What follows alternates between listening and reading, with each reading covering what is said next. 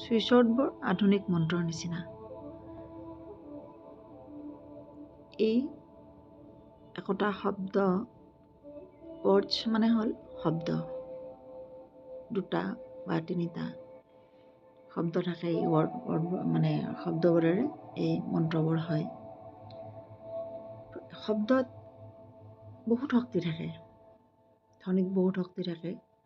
শব্দক ব্ৰহ্ম বুলি কোৱা হয়। সেইকাৰণে এই শব্দবোৰ যেতিয়া আমি পবিত্ৰ মনেৰে সম্পূৰ্ণ বিশ্বাসেৰে চান্টিং কৰিম বা মাতি থাকিম, মনেৰে মাতি থাকিম, ব্যৱহাৰ কৰিম, তেতিয়া ই কাম কৰে।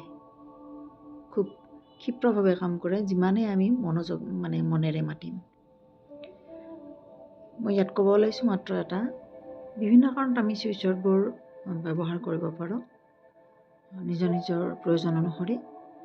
আৰু এই চুইচৱৰ্ডবোৰ বিভিন্ন ধৰণে ব্যৱহাৰ কৰিব পাৰি। আমি নিজৰ শৰীৰৰ বাওঁফালে লিখি ল'ব পাৰোঁ, চান্টিং কৰিব পাৰোঁ, আৰু ক'ৰবাত লিখি ওলমাই থ'ব পাৰোঁ। তেনেকৈ আমি ব্যৱহাৰ কৰিব পাৰোঁ। বিভিন্ন কাৰণত বিভিন্ন চুইচৱৰ্ড ব্যৱহাৰ কৰা হয়, আৰু চুইচৱৰ্ডবোৰ প্ৰয়োজন অনুসৰিহে ব্যৱহাৰ কৰিব লাগে। এনেই নহয়, মোক যিটো বস্তুৰ প্ৰয়োজন হৈছে তেতিয়া মই সেই চুইচৱৰ্ড ব্যৱহাৰ কৰিব লাগে। কিছুমান কেনেকুৱা কমন চুইচৱৰ্ড আছে, যেনে উল্ফ, মেজিক, বিগিন নাও। এই চাৰিটা ৱৰ্ডে যাদুৰ নিচিনা কাম কৰে। যেতিয়া আমাক যিহতে প্ৰয়োজন হয়, যি প্ৰয়োজনতে আমি এই চাৰিটা ৱৰ্ড চান কৰিব পাৰোঁ। Wolf, magic, begin now. Wolf, magic, begin নাও।